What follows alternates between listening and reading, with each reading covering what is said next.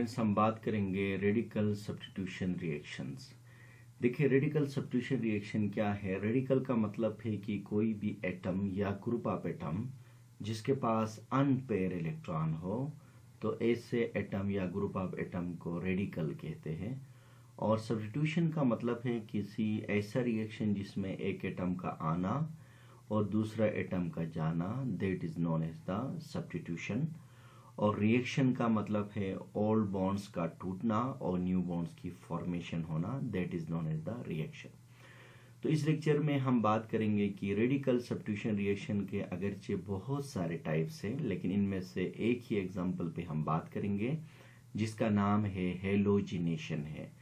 Halogenation basically radical substitution reaction का एक type है। और हेलोजिनेशन क्या है देखें, यानी किसी भी केमिकल रिएक्शन के अंदर हाइड्रोजन का निकलना किसके जरिए से, हेलोजन का, तो that is known as the halogenation. जैसे कि मैंने डिफिनेशन लिखा, the removal of hydrogen atom by halogen is called halogenation. आप इस एग्जांपल से समझ सकते हैं कि जिस तरह यहाँ पर देखिए ये मीथेन है और इसके साथ देखिए क्लोरीन है। अब क्लोरीन का एक एटम आता है और मीथेन के अंदर से एक हाइड्रोजन निकल जाता है, तो ऐसे में मीथेन क्या होता है, मिथाइल क्लोराइड बन जाता है। और इसी तरह से यानी हाइड्रोजन का जाना और हमारे पास किसके जरिए से, हेलोजन की वजह से। हेलोजन का मतलब है कि ग्रुप नंबर 7 के एलिमेंट, जहां क्लोरीन ने देखे हमारे पास CH4 से यानी हाइड्रोजन निकाला, तो ये हमारे पास हेलोजिनेशन का एक एग्जाम्पल है। अब आप देखें जो हेलोजिनेशन है इसके मखसूस कंडीशंस होते हैं। नॉर्मली हेलोजिनेशन के अंदर हम डिफ्यूज सनलाइट इस्तेमाल करते हैं और जिसको हम H से रिप्रेजेंट करते हैं। और या तो हम बाज़-औक़ात कैटलिस्ट भी यूज़ करते हैं, बाज़-औक़ात टेम्परेचर भी बढ़ाते हैं, लेकिन यहाँ पर सिर्फ और सिर्फ डिफ्यूज जो सनलाइट है ये कंडीशन हमें चाहिए होता है। तो जैसे कि इस रिएक्शन को दोबारा हमने दिखाया है, इसको CH4 बना लेते हैं। ये CH4 है हमारे पास। देखें अब CH4 के अंदर देखें कंडीशन डिफ्यूज सनलाइट है और नतीजे के तौर पर देखें हाइड्रोजन निकल गया और उसकी जगह में हमारे पास क्लोरीन आया और नतीजे के तौर पर मिथाइल क्लोराइड की फॉर्मेशन हुआ। अगर हम बात करें कि हेलोजन बहुत सारे हैं, जिसमें से हमारे पास फ्लोरीन, क्लोरीन, ब्रोमीन, आयोडीन है। और इनमें से अगर हम इनकी रिएक्टिविटी ऑर्डर भी लिखना चाहिए और हमें समझना भी चाहिए, क्योंकि बाज़ औक़ात एग्जाम में रिएक्टिविटी ऑर्डर भी पूछते हैं। तो अगर हम हेलोजन की रिएक्शन हेलोजिनेशन में देखें तो सबसे ज़्यादा पावरफुल जो रिएक्टिव है वो हमारे पास फ्लोरीन है, उससे कम क्लोरीन है, उससे कम लेस रिएक्टिव ब्रोमीन है, और सबसे जो स्लो रिएक्शन है ये आयोडीन है। तो ये है रिएक्टिविटी ऑर्डर ऑफ क्या है, हेलोजन है। इसके बाद इनकी यूजेस और इसके लिमिटेशन देखें। हम सिर्फ और सिर्फ हेलोजिनेशन में हम क्लोरीन और ब्रोमीन यूज़ करते हैं, और जबकि हम फ्लोरीन यूज़ नहीं करते हैं क्योंकि फ्लोरीन बहुत ज़्यादा रिएक्टिव होता है और ये एक्सप्लोसिव यानी एक्सप्लोजन रिएक्शन देता है। तो इसलिए लेबॉर्ट्री में इसको यूज़ करना हमारे लिए मुश्किल होता है। और जबकि आयोडीन जो है ये बहुत ही स्लो रिएक्शन करता है लेबॉर्ट्री में, इसको भी हम इसकी रिएक्टिविटी, क्योंकि इसका साइज बड़ा है और इसकी रिएक्टिविटी ऑर्डर क्या है, स्लो है। इसके बाद हेलोजिनेशन को समझने के लिए इसके कुछ स्टेप्स भी जानना ज़रूरी है। हेलोजिनेशन बेसिकली हम 3 स्टेप पर मुकम्मल करते हैं, जिसमें से पहला स्टेप का नाम है इनिशिएशन है, दूसरे स्टेप का नाम है प्रोपेगेशन है, और तीसरा जो स्टेप है इसको हम टर्मिनेशन स्टेप कहते हैं।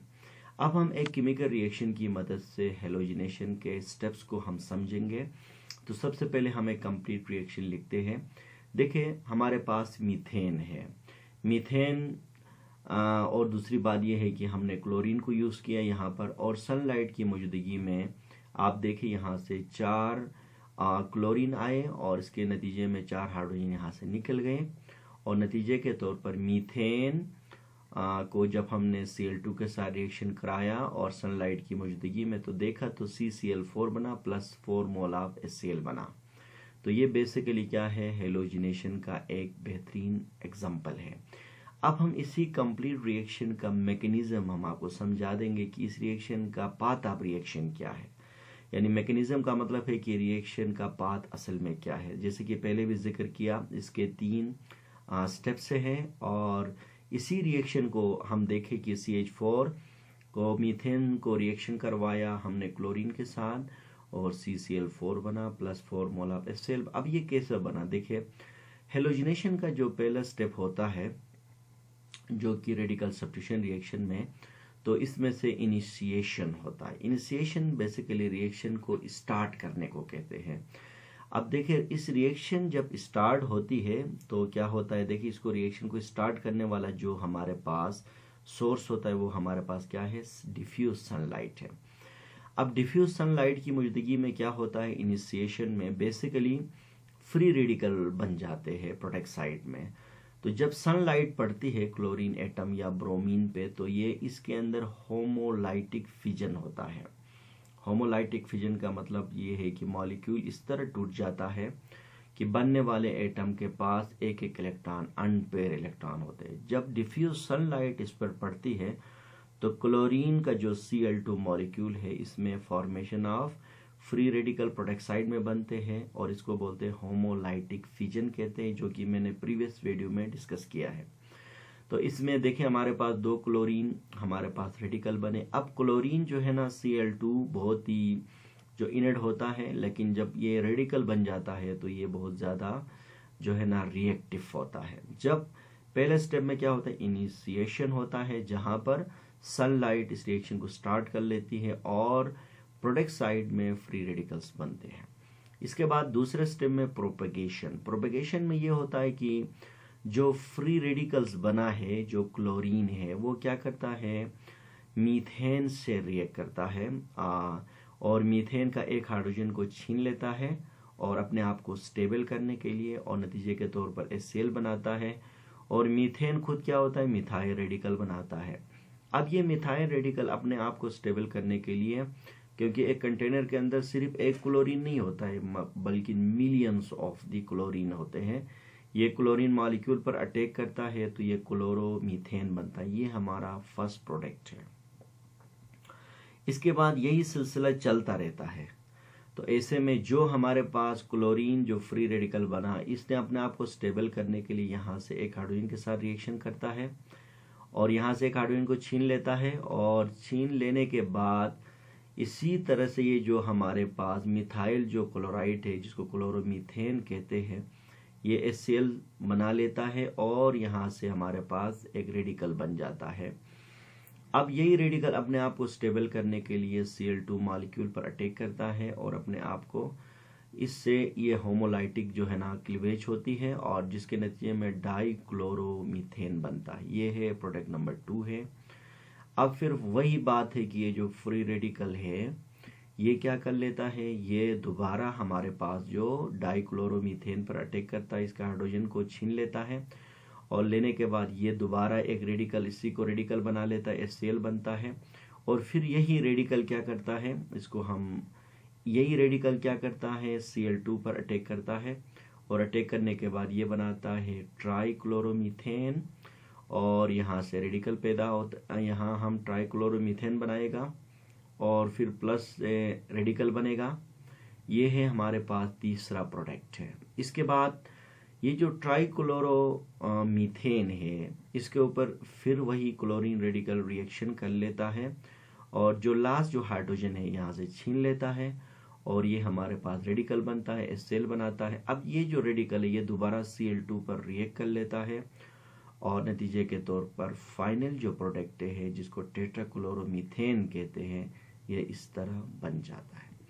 जब टेट्राक्लोरोमीथेन बनता है तो हमने देखा कि इसी दौरान बेशुमार मिथाइल रेडिकल्स बनते हैं और इसी दौरान बेशुमार आप ब्रोमीन ले लें, आप क्लोरीन ले लें, इसमें कोई इशू नहीं, ये एक ही बिहेवियर शो कर लेते हैं। हम यहाँ पर क्लोरीन ही लेते हैं, ये क्लोरीन लेते हैं। आप इसी को ब्रोमीन के लिए भी आप प्रैक्टिस कर सकते हो। तो बुक में ब्रोमीन था तो मैंने ब्रोमीन लिखा। तो अब देखिए जो लास्ट जो स्टेप है इसके अंदर, इसको बोलते हैं टर्मिनेशन स्टेप। टर्मिनेशन स्टेप का मतलब ये कि जहाँ फाइनल प्रोडक्ट बनता है और जो फाइनल प्रोडक्ट जो बना है टेट्राक्लोरोमीथेन, उसके बाद जो रिएक्शन स्टॉप हो जाती है। स्टॉप इसलिए होती है कि रिएक्शन के दौरान बेशुमार मिथाइल के रेडिकल बनते हैं, बेशुमार हेलोजन के रेडिकल्स बनते हैं, और बेशुमार क्या है, यानी इसके अंदर बेशुमार क्या है, हमारे पास जो है ना ब्रोमीन या क्लोरीन के रेडिकल्स बनते हैं। तो इसी तरह से क्या होते हैं, अगर जहाँ जहाँ मिथाइल रेडिकल से ये एक दूसरे के साथ रिएक्ट कर लेते हैं तो ये बनाएंगे हमारे पास इथेन। जितने भी हमारे पास मीथेन के रेडिकल है, यहाँ रिएक्शन लॉक होती है, स्टॉप हो जाती है, क्योंकि हमारा प्रोडक्ट बन गया। इसके बाद अगर ब्रोमीन है तो ब्रोमीन ब्रोमीन के साथ रिएक्शन करके ब्रोमीन मॉलिक्यूल बनाएगा। अगर इसमें क्लोरीन है तो ये क्लोरीन रिएक्शन करके क्या बनाएगा, Cl2 बनाएगा। अगर यहाँ पर इसमें पॉसिबिलिटी ये भी है कि मिथाइल रेडिकल डायरेक्ट ब्रोमीन के साथ या क्लोरीन के साथ रिएक्ट करके ये हमारे पास मिथाइल यानी क्लोराइड बना सकता है। तो इसी तरह से देखिए आप, टेट्राक्लोरोमीथेन जब बनेगा तो फिर उसके बाद हमें पता है millions of the methyl radical है, millions of the halogen radical है। तो इनमें 3 पॉसिबिलिटीज याद रखना रिएक्शन लॉक करने के लिए। तो पहला पॉसिबिलिटी मिथाइल रेडिकल रिएक्ट कर सकता है। दूसरा पॉसिबिलिटी ये है कि हेलोजन हेलोजन के साथ रिएक्शन कर सकता है। और तीसरा पॉसिबिलिटी ये है कि कोई भी मिथाइल रेडिकल हेलोजन का क्लोरीन या ब्रोमीन के साथ रिएक्ट करके मिथाइल ब्रोमाइड या मिथाइल क्लोराइड बना सकता है। तो आप इसकी प्रैक्टिस के लिए आप यहाँ पर Cl2 के जगह में आप Br2 करके आप इसी को भी आप जिस तरह से टेट्राक्लोरोमीथेन बनाया, आप टेट्राब्रोमोमीथेन बना सकते हो।